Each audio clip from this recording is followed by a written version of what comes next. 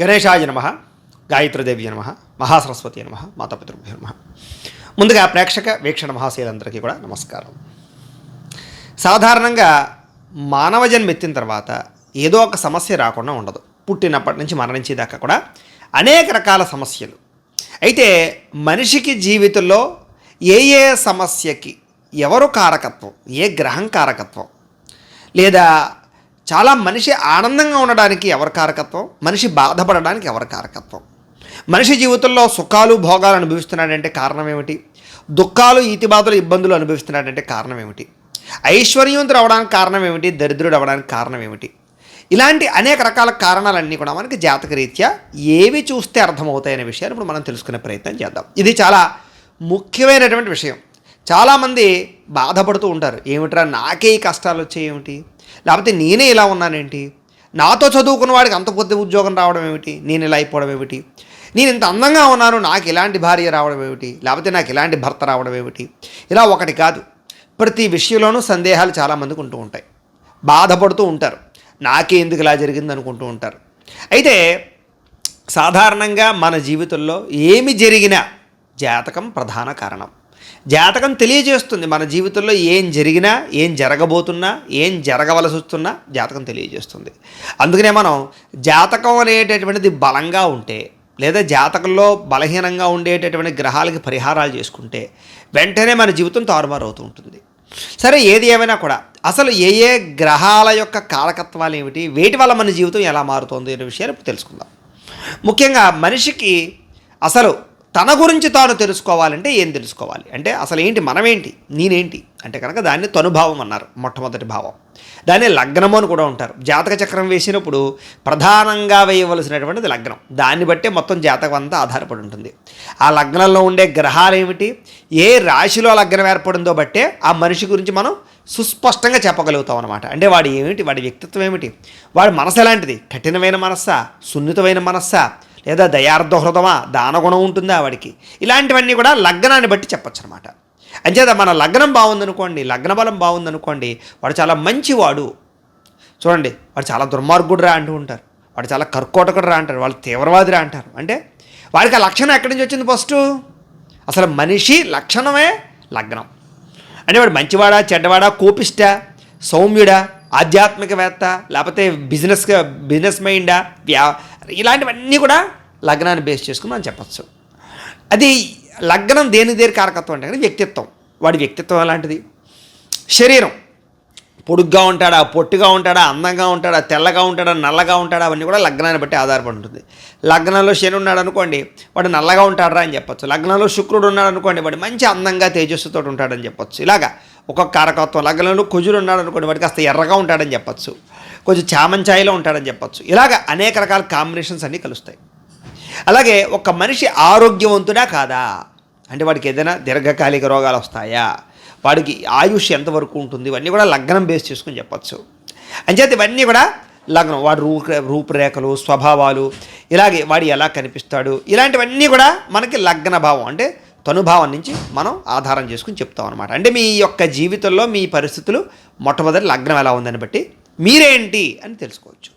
ఇక రెండోది, మీరు ఎంత సంపాదిస్తారు, ఎలా సంపాదిస్తారు అనేది తెలుసుకోవాలంటే జాతకంలో ద్వితీయ భావం, దీన్నే ధనభావం అంటారు. దీనికి అధిపతి ఎవరు? గురుడు అనమాట. అంచేత మీ జీవితంలో ధనస్థానం బాగున్న, గురుడు యొక్క అనుకూలత ఉన్నా కూడా అది దేనికంటే కనుక సంపదకి, కుటుంబానికి, మాట్లాడడానికి, అలాగే చిన్నప్పుడు చదువుకునేటటువంటి విద్య, ఆర్థిక పరిస్థితి, మీ ఆస్తిపాస్తులు, అలాగే కుటుంబంతో ఉండే రిలేషన్లు, అనుబంధ బాంధవ్యాలు, ఇవన్నీ కూడా మనకి ద్వితీయ భావం అంటే ధనభావం బాగా తెలియజేస్తుంది. అంటే మీ జాతకంలో కనుక ద్వితీయ భావం బాగుంటే, ద్వితీయాధిపతి అయినటువంటి గురుడు బలంగా ఉంటే మీ జీవితంలో ఇటువంటి సమస్యలన్నిటికీ కూడా అనుకూలం ఉంటుంది. లేదా మీకు జీవితంలో ఆర్థిక ఇబ్బందులు పడుతున్నా, కుటుంబంతో రిలేషన్ సరిగ్గా లేకపోయినా, లేదా మీరు ఎదగలేకపోయినా, లేదా చిన్నప్పుడు చదువు సరిగ్గా ఫర్ ఎగ్జాంపుల్ ఎవరో పిల్లాడున్నాడు, ఏమన్నా మా అబ్బాయి అండి 7th క్లాస్ చదువుతున్నాడు, సరిగ్గా చదవట్లేదండి, 10th క్లాస్ చదువుతున్నాడండి, సరిగ్గా చదవట్లేదండి అంటే దేన్ని చూడాలి? ద్వితీయ భావాన్ని చూడాలన్నమాట. ద్వితీయ భావంలో గ్రహాలు ఎలా ఉన్నాయి, ఇవన్నీ ఆధారం చేసుకుని వాడు చిన్నప్పుడు బాగా చదువుతాడా లేదా అనే విషయం తెలుసుకోవచ్చు.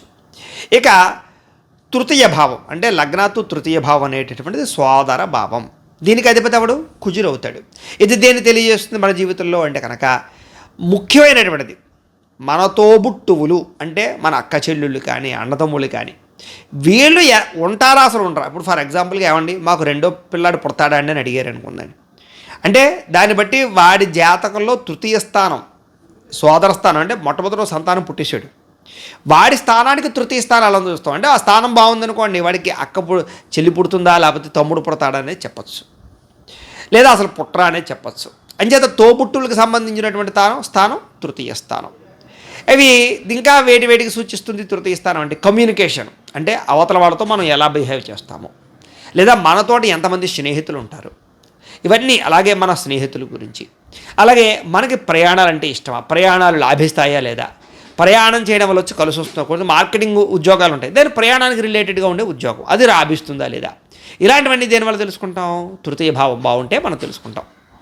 అలాగే సోదర సోదరీమణులతో రిలేషన్షిప్ ఎలా ఉంటుంది అంటే పెద్ద ఇంద్ర దిన గొడవలు పడతారా, ఆస్తి వివాదాలు వస్తాయా, అన్నదమ్ములతో ఆస్తి వివాదాలు వస్తాయా, ఒకవేళ వచ్చాయి అనుకోండి పరిష్కారం అవుతాయా లేదా అనే విషయం జాతకంలో తృతీయ భావాన్ని చూసి మనం చెప్పచ్చు అనమాట. ఇక జాతకంలో చతుర్థ భావం అంటే 4వ స్థానం ఎవరిది అంటే కనుక మాతృభావం అంటారు దీన్నే. దీనికి అధిపతి ఎవరు? చంద్రుడు అవుతాడు. అంచేత ఇవి దేన్ని సూచిస్తాయి మన జాతకంలో మన జీవితంలో ఉంటే సమస్యలు అంటే కనుక అసలు తల్లితో రిలేషన్ ఎలా ఉంటుంది చూడండి. కొంతమందికి పిల్లాడు పుట్టిన వెంటనే తల్లి చనిపోతుంది, లేదా తల్లి ఉంటుంది కానీ హాస్టల్లో వేసేస్తారు వెళ్ళి. తల్లి యొక్క ఆదరాభావాలన్నీ కూడా దక్కవు, తల్లి యొక్క ఆదరణ దక్కదు. ఇలా అనేక కారణాలు, ఒక కారణం కాదు. తల్లితో రిలేషన్షిప్ ఎలా ఉంటుంది, అంతెందుకు తల్లికి సంబంధించిన ఆస్తి వస్తుందా లేదా, లేదా తల్లికి సంబంధించినటువంటి వాళ్ళతో రిలేషన్ తోటి ఎదరితో వివాహం అవుతుందా లేదా, ఇలాంటివన్నీ కూడా చతుర్థ భావాన్ని చూసి చెప్పచ్చు అనమాట. గృహం, ఆస్తి ఇవన్నీ కూడా దానికి సంబంధించిన విషయాలు తెలియజేస్తాయి.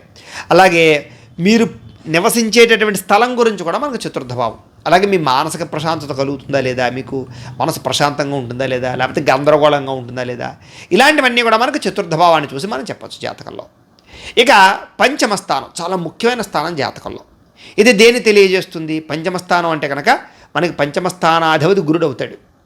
ఇది సంతాన భావం అని కూడా అంటారు. అంటే ఇది దేనికి తెలియజేస్తుంటే మీ పిల్లలు, అసలు మీకు పిల్లలు పుడతారా లేదా, చాలామందికి పిల్లలు పుట్టరు, అప్పుడు పంచమ స్థానాన్ని చూడాలి. లేదా పిల్లలు బాగా చదువుకోరు, అప్పుడు పంచమ స్థానాన్ని చూడాలి. ఇవన్నీ దేనికి తెలియజేస్తుంటే కనుక పిల్లలు, విద్య, అలాగే మీకు వచ్చేటటువంటి చదువు కూడా మీరు బాగా చదువుతారా లేదా, ఉన్నత విద్యలు చదువుతారా లేదా అనే విషయం కూడా పంచమ స్థానాన్ని బట్టి. అలాగే ప్రేమ పెళ్ళిళ్ళు అవుతాయా అని కొంతమంది అడుగుతారు, దాని కూడా పంచమ స్థానమే. అలాగే సృజనాత్మకత అంటారు చూసారా, సృజనాత్మకత అంటే ఏమిటి అంటే కనుక ఒక మనిషికి మంచి పెయింట్ వేయగలుగుతాడు, లేకపోతే మంచి ఆర్టిస్ట్ అవుతాడు, మంచి పాటలు పాడగలుగుతాడు, నృత్యం చేయగలుగుతాడు, ఏదైనా ఒక అద్భుతమైన కళలయందు నైపుణ్యం కలుగుతుంది. ఇవన్నీ దేనివల్ల? పంచమస్థానం. అనేక రకాల విద్యల పట్ల ఆసక్తి, ఇవన్నీ పంచమస్థానం. ఎవడూ చేయలేని పని వీడు చేస్తాడు, అది పంచమస్థానం. అంచేత మీ జీవితంలో ఇలాంటి అనుమానాలు ఉన్నాయనుకోండి, పంచమస్థానాన్ని చూడాలి. అలాగే వినోదం, అవతలవాడు సంతోషంగా అంటే చాతుర్యంగా ఉంటాడా, కామెడీగా ఉంటాడా, లేకపోతే సీరియస్గా ఉంటాడా, ఇలాంటివన్నీ కూడా పంచమస్థానాన్ని. అలాగే మీకు మీ పిల్లలతో రిలేషన్షిప్ ఎలా ఉంటుంది, వాడు మీకు అక్కడికి వస్తాడా, లేదా ఏదో విదేశాలు పోయి మిమ్మల్ని చూడకుండా ఉంటాడా, లేదా ఇక్కడే ఉన్నా కూడా మిమ్మల్ని బయటకు పొమ్మంటాడా, లేకపోతే మిమ్మల్ని చూస్తాడా లేదా, ఇలాంటివన్నీ కూడా అంటే పిల్లలకి మీకు మధ్య అనుబంధ బాంధవ్యాలు ఎలా ఉంటాయనే విషయం కూడా మనకు పంచమ స్థానం తెలియజేస్తుంది. ఇక జాతకంలో షష్టమ స్థానం అంటే 6వ స్థానం, దీన్నే శత్రుభావము అని అంటారు. దీనికి అధిపతి ఎవరు? కుజుడు అవుతాడు. దీనివల్ల మనం ఏమి తెలుసుకోవచ్చు అంటే కనుక మీ ఆరోగ్యం ఎలా ఉంటుంది ఫస్ట్. ఏమంటే వీడికి అనారోగ్యాలు వస్తాయా, లేకపోతే ఏదైనా రోగం వచ్చేసింది అనుకోండి, ఆ రోగం తగ్గుతుందా లేదా అంటే జాతకంలో షష్టమ స్థానాన్ని చూడాలి.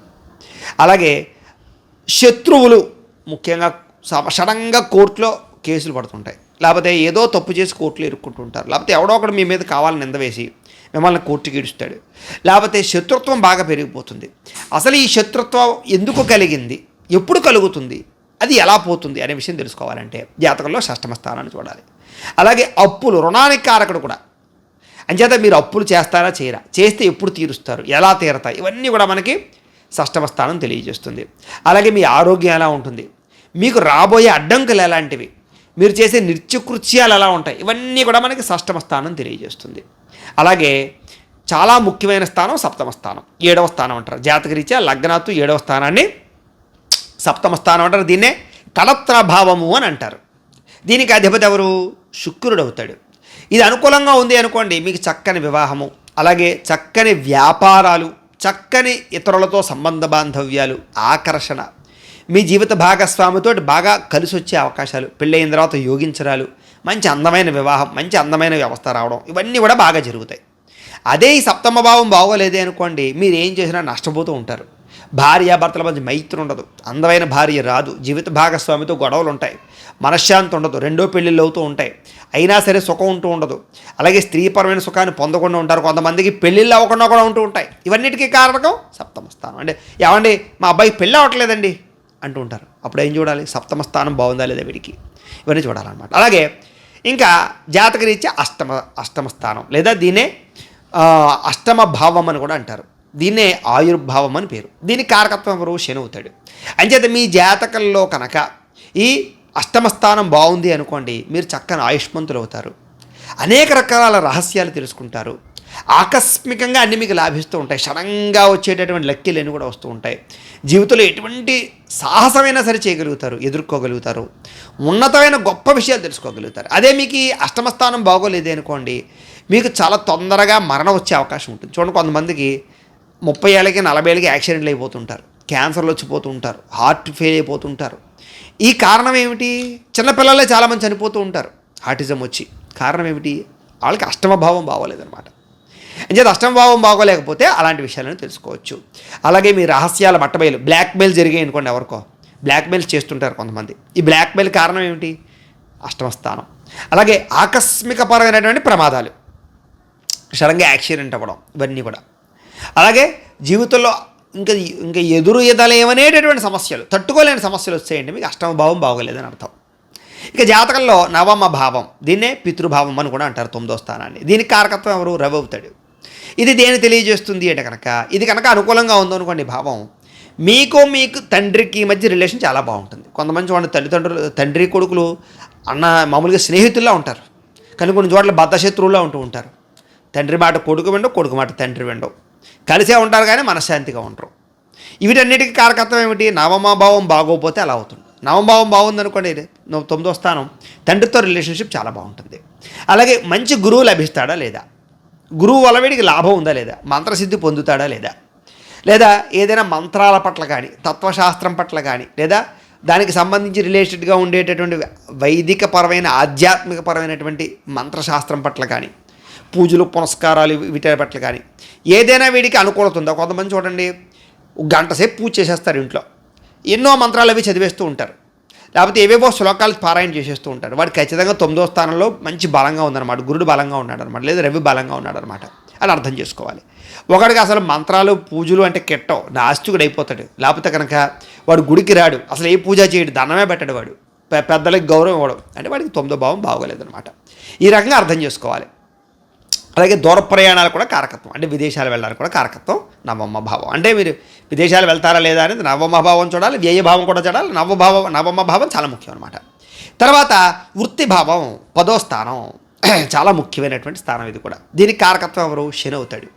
ఇది బాగుందనుకోండి, వృత్తి భావం 10వ భావం బాగుందనుకోండి, మీకు ఎటువంటి ప్రయోజనాలు కలుగుతాయి అంటే కనుక, మీరు చేసే వృత్తి, అది మాలాంటి వాళ్ళం పురోహిత్యం అవ్వచ్చు, కమ్మరి వాళ్ళు కమ్మరి పని అవ్వచ్చు, కొమ్మరి వాళ్ళు కొమ్మరి పని అవ్వచ్చు, బంగారం పని చేసే వాళ్ళు అవ్వచ్చు, కుల వృత్తులు ఏదైనా సరే మీకు యోగిస్తాయా లేదా, అది చెయ్యొచ్చా లేదా. ఇప్పుడు ఫర్ ఎగ్జాంపుల్గా ఎవరో ఉన్నారండి, వాళ్ళ నాన్నగారు డాక్యుమెంట్ రైటరు, కొడుకు అది చెయ్యొచ్చా లేదా అంటే మనం 10వ స్థానాన్ని చూడాలి. ఇలాగ ఏంటంటే వాళ్ళ నాన్నగారు కిరాణా వ్యాపారం, వీడు ఆ వృత్తిని చేపట్టచ్చా లేదా. ఇలాగ ప్రతి దానికి కూడా తదుపరి చేసేటువంటి వృత్తులు సూచించేటటువంటిది దశమ స్థానం లేదా వృత్తి స్థానం. అలాగే సమాజంలో మీకు ఎటువంటి గుర్తింపు ఉంటుందో తెలియజేస్తుంది. మీ కెరీర్ ఎలా ఉంటుంది అంటే, మీరు ఉద్యోగం చేస్తారా, వ్యాపారం చేస్తారా, లేకపోతే ఏదైనా వ్యవహారం నడుపుతారా, లేకపోతే బ్రోకరేజ్ చేస్తారా, లేకపోతే ఏదైతే అవ్వచ్చు, మీరు ఎలా డబ్బులు సంపాదిస్తారు, ఎలా సెటిల్ అవుతారు మీరు అనే విషయాలన్నీ కూడా మీకు దశమ స్థానం తెలియజేస్తుంది. అంటే మీరు ఎందులో స్థిరపడతారనేటటువంటిది. ఇక తర్వాత జాతకంలో లాభస్థానం అంటారు, దీన్నే 11వ స్థానం అంటారు. దీనికి కారకత్వం ఎవరు? శని రాహులు కారకత్వం. ఇది మీ జీవితంలో వచ్చేటటువంటి లాభాలు, ముఖ్యంగా ఏకాదశ స్థానం అంటారు దీన్నే, చాలా ముఖ్యమైనటువంటి స్థానం జాతకంలో. అందుకనే మనకి మంత్రాలు చదివేటప్పుడు కూడా ఏకాదశ స్థాన ఫలదా సుప్రీత సుముహూర్త వరదా భవంతు అని ఉంటుంది. అంటే జాతకంలో 11వ స్థానంలో అన్ని శుభగ్రహాలు ఉంటే ఎటువంటి ఫలితం వస్తుందో అలాంటి లాభం కలగాలి అని. 11వ స్థానంలో కనుక శుభగ్రహాలు ఉంటే వాడి మించిన అదృష్టవంతుడు లేడు అని. అయితే దీనివల్ల ఏం కోరితే అది నెరవేరుతుంటుంది. 11వ స్థానం బాగుందండి. ఫర్ ఎగ్జాంపుల్గా ఎవడో ఉన్నాడు, సడన్గా వస్తాడు పైకి, వచ్చి నేను ఎమ్మెల్యే అయిపోవాలనుకుంటాడు, ప్రయత్నం చేస్తాడు, ఎవరికి రాని పదవాడికి వచ్చేస్తుంది. అదే నేను పలానా వ్యాపారం పెట్టి తొందరగా సక్సెస్ అయిపోవాలనుకుంటాడు, టక్ టక్ టక్ మన పైకి వెళ్ళిపోతుంటాడు. ఇలాగేమిట్రా అంటే కొంతమంది మనం ఎగ్జాంపుల్గా కూడా తీసుకోవచ్చు, కానీ వాళ్ళ పేర్లు చెప్తే మనం బాగుండదు. ఇలాగేమిట్రా అంటే తక్కువ సమయంలో వాడు అనుకున్నది సాధించాడు అంటే కనుక దానికి వాడికి ఏకాదశ స్థానం బాగుంది అన్నమాట. వాడు ఏవో ఆశలు పడతాడు, ఆశలు వెంటనే నెరవేరుతుంటాయి. పలా కారు కొనుక్కోవాలని కూడా కొనేసుకోగలుగుతాడు, పలానా అమ్మాయినే పెళ్లి చేసుకోవాలని కూడా పెళ్లి చేసుకోగలుగుతాడు. ఇలాగేంటంటే వాడు కోరుకున్నది అలా జరుగుతోంది అంటే వాడికి ఏకాదశ స్థానం బాగుంది. వాడు ఏం కోరుకుంటే అది అవ్వటం లేదు, అన్నిట్లోనూ ఫెయిల్యూరే. ఏది కోరుకుంటే అది వెనక్కి వెళ్ళిపోతుంది. చూడండి, చాలామంది నాకు చాలా దురదృష్టవంతుని గురుగారు, నేను ఏది అనుకుంటే అదే అవదండి, నాకు అన్ని అవకాశాలు వచ్చినట్టు వచ్చి పోతున్నాయని అంటుంటాడు. వాడు అలా అన్నాడంటే అప్పుడు మేము ఏం చేస్తాం, ఏకాదశ స్థానం వీడికి ఎలా ఉంది అనే విషయం చూస్తాం అనమాట. అలాగే జాతకంలో వ్యయస్థానం అంటే 12వ స్థానం, దీన్ని మోక్షస్థానము అంటారు. దీనికి కారకత్వం ఎవరు అంటే కనుక కేతువు దీనికి కారకుడు అవుతాడు. అంటే ఈ స్థానం ద్వారా మనం ఒక మనిషి యొక్క విషయాలు ఎలా తెలుసుకోవచ్చు అంటే కనుక వాడు ఎలా ఖర్చు పెడతాడు, వాడి దగ్గర డబ్బు నిలబడుతుందా లేదా, వాడికి ఎటువంటి నష్టాలు వస్తాయి వాడి జీవితంలో, ఎందులోకి వెళితే నష్టాలు వస్తాయి, విదేశీ ప్రయత్నాలు చేయగలడా లేదా, విదేశాలు స్థిరపడగలడా లేదా, ఇలాగే వాడి ఆధ్యాత్మికత ఏంటి, వాడి శత్రువుల యొక్క రహస్యాలు ఏంటి, అలాగే వాడికి అంతర్గత శత్రువులు ఎవరుంటారు, చాలా ముఖ్యం అది. ఎందుకంటే చాలామంది కూడా ఉండేవాళ్ళు వెన్నుపోట్లు పొడుస్తుంటారు. అలాంటి వాడు ఎవడైనా వీడికి ఉన్నాడా, వాడి వల్ల ఎవరికైనా నష్టం వస్తుందా, ఇలాంటి విషయాలన్నీ కూడా మనకి ఈ యొక్క వ్యయస్థానం అంటే 12వ భావాన్ని చూసి మనం తెలియజేసుకోవచ్చు. ఇలాగేమిట్రా అంటే మన జాతకంలో ముఖ్యంగా ఏ గ్రహ కారకత్వాలు, ఏ భావాలు ఎలా ఉంటే మన జీవితంలో మారుతుంది అనే విషయం చాలా సులువుగా తెలుసుకోవచ్చు. అయితే సాధారణంగా మీకు కూడా మీ జీవితంలో ఇలాంటి సమస్యలతో ఇబ్బంది పడుతూ ఉంటే కనుక, ఎటువంటి జాతక సమస్యలతో ఇబ్బంది పడుతున్నా కూడా ఒకసారి జాతకం మనకు చూసినట్లయితే కనుక ఏ స్థానంలో ఏ భావాలలో ఏ గ్రహాలు ఉన్నాయో, శత్రువులతో ఉన్నారో మిత్రులతో ఉన్నారో అని తెలుసుకుంటే కనుక మీ యొక్క భవిష్యత్తు, మీ జీవితం ఎలా ఉంటుంది, మీకు రాబోయే సమస్యలు ఏంటి, లేదా వచ్చిన సమస్యలు ఎలా పరిష్కారం చేసుకోవాలో తెలుసుకోవచ్చు. కాబట్టి ఇంకా మీరు పూర్తి వివరాలు తెలుసుకోవడానికి మీ date of birth, time, place of birth, మీ పేరు మా వాట్సాప్ నెంబర్కి మెసేజ్ పెట్టినా లేదా మాకు ఫోన్ చేసినా కూడా మీ జాతకాన్ని మేము ఇంకా డీప్గా పరిశీలన చేసి మీకు ఇలాంటి సమస్యలు ఏదైనా ఇబ్బంది పడుతుంటే వాడికి ఏదైనా పరిహారాలు చేయించడం కానీ చెప్పడం కానీ చేసే ప్రయత్నం చేస్తాం. అలాగే మీకు ఏదైనా సరే పూర్తి జాతకం ఈ రకంగా పుస్తకం రూపంలో కావాలన్నా కూడా మేము తయారు చేసి డీటీపీ చేయించి మీకు పుస్తకం రూపంలో బైండింగ్ చేయించి పూర్తి జాతకం పుస్తకాన్ని మీకు కొరియర్ ద్వారా పంపించే ప్రయత్నం చేస్తాం. కాబట్టి వీళ్ళు ఎవరికైనా సరే జాతకం తెలుసుకోవాలన్నా పుస్తకం కావాలన్నా కూడా మమ్మల్ని సంప్రదించవచ్చు అని ప్రత్యేకంగా తెలియజేస్తూ రాబోయేటటువంటి వీడియో మళ్ళీ ఇంకా గొప్ప అద్భుతమైనటువంటి జాతక విషయాలు మనం తెలుసుకునే ప్రయత్నం చేద్దామని తెలియజేస్తూ స్వస్తి.